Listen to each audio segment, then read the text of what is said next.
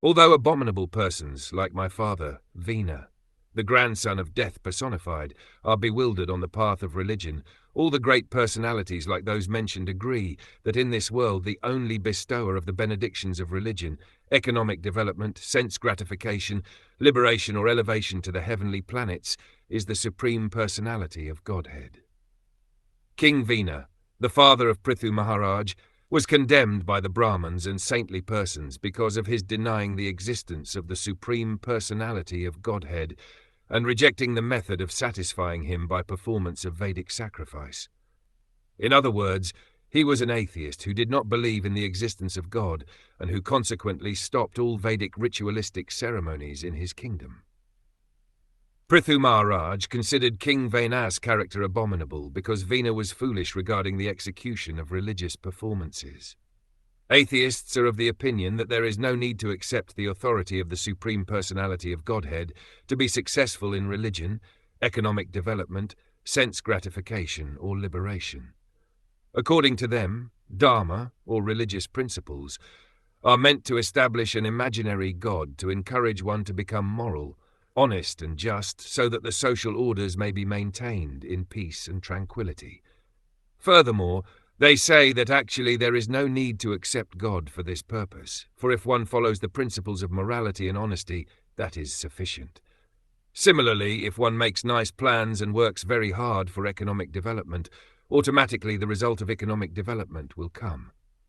Similarly, sense gratification also does not depend on the mercy of the Supreme Personality of Godhead, for if one earns enough money by any process, one will have sufficient opportunity for sense gratification. Insofar as liberation is concerned, they say that there is no need to talk of liberation, because after death, everything is finished. Prithu Maharaj, however, did not accept the authority of such atheists, headed by his father, who was the grandson of death personified. Generally, a daughter inherits the qualities of her father, and a son gets the qualities of his mother. Thus, Mrityu's daughter Sunitha got all the qualities of her father, and Vena inherited the qualities of his mother. A person who is always subjected to the rules and regulations of repeated birth and death cannot accommodate anything beyond materialistic ideas. Since King Vena was such a man, he did not believe in the existence of God. Modern civilization agrees with the principles of King Vena, but factually, if we scrutinizingly study all the conditions of religion, economic development, sense gratification, and liberation, we must accept the principles of the authority of the Supreme Personality of Godhead. According to Vedic literature, religion consists only of the codes of law given by God.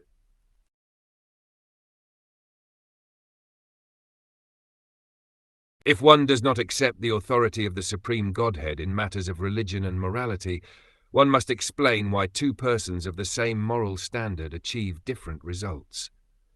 It is generally found that even if two men have the same moral standards of ethics, honesty and morality, their positions are still not the same. Similarly, in economic development, it is seen that if two men work very hard day and night, still the results are not the same. One person may enjoy great opulence without even working, whereas another person, although working very hard, does not even get 2 sufficient meals a day. Similarly, in the matter of sense gratification, sometimes one who has sufficient food is still not happy in his family affairs, or sometimes is not even married, whereas another person, even though not economically well off, has the greatest opportunity for sense gratification. Even an animal like a hog or a dog may have greater opportunities for sense gratification than a human being. Aside from liberation, even if we consider only the preliminary necessities of life, dharma, artha and karma, religion, economic development and sense gratification, we will see that they are not the same for everyone. Therefore, it must be accepted that there is someone who determines the different standards. In conclusion, not only for liberation must one depend on the Lord, but even for ordinary necessities in this material world.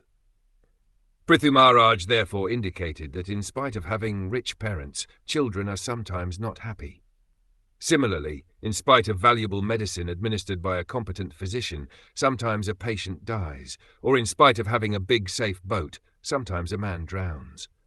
We may thus struggle to counteract impediments offered by material nature, but our attempts cannot be successful unless we are favored by the Supreme Personality of Godhead.